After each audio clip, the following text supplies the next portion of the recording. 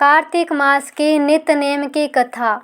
दो माँ बेटी थी। वह रोजाना नित्य-नेम की कहानी कहा करती थी। उसकी बेटी ने कहा, माँ मैं नित्य-नेम की कहानी कहूँगी। माँ ने कहा, बेटी तेरी कहानी ससुराल में कौन सुनेगा। उसने जिद की और नित्य-नेम की कहानी कहने लगी। उसकी शादी हुई, ससुराल गई तो सबसे कहती कि मेरी कहानी सुन लो। सभी कुछ ना कुछ बहाना बनाकर टाल देते, कोई कहानी नहीं सुनता। और जब कहानी नहीं सुनता तो वह खाना नहीं खाती, पूरे दिन भूखी रहती। एक दिन पड़ोसन बोली कि मैं तेरी कहानी सुन लूँगी। पड़ोसन कहानी सुनने के लिए आती, तब बहू खाना खा लेती थी।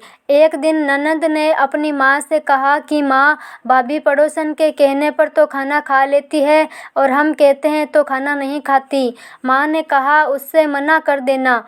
उसने कहा, अच्छा। लड़की ने पड़ोसन से मना किया तो पड़ोसन ने अपने पति से कहा कि उसकी बेटी मना करती है। पति ने कहा कि उसकी माँ मना करे तो मत जाना।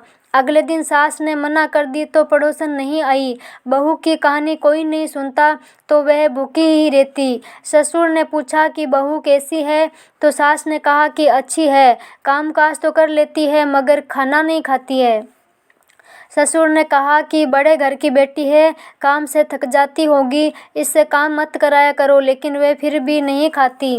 धर्मराज का आसन डोल उठा कि इस नगरी में ऐसा कौन है जो भोजन नहीं करता, उससे बुलाओ। स्वर्ग से विमान आया तो सास बोली कि मैं चलूं, तो बहू ने कहा, तुम्हें तो बहुत काम था, मेरी कहानी सुनने का समय नहीं था। जेठानी ने कहा तो कहने लगी, तुम्हें तो मालिक का खाना बनाना है। ननंद ने कहा तो कहने लगी कि तुम्हें तो गुड्डे गुड़िया का खेल खेलने से ही फुर्सत नहीं थी। पड़ोसन बोली कि मैं चलूं, तो बोली कि हाँ चलो, तुमने ही मेरी नित्य-नेम की कहानी सुनी। वह अपने मालिक के पास गई। मालिक बोला कि तू तो बड़ी भाग्यवान है जो जीते जी जा रही है, मरकर तो सभी जाते हैं। वह भी गई। इसी तरह पास पड़ोस का सुख दुख सुनते सुनाते मिलजुल कर रहना चाहिए।